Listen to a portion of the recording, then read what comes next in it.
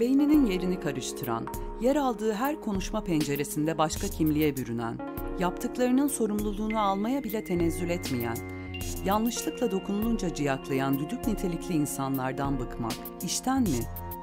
Kibir bir düdük sesi midir? Her kolaj sanat eseri midir?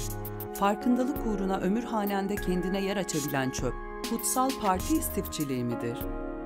Karamsarlık pornosu çok satıyor diye 2 cinsel organ, 5 küfür, bir avuç daha türcülük eken, sahte ekim peygamber adayları cirit atarken kaldırılan kadehler bunca zorbanın Murder King zehirlenmesindeki midelerini rahatlatır mı? Gaz esintisi yaratıcı bir ifade mi içerir? Her anıyla can katan, tam uyum sinerjiden önce hayat var mı?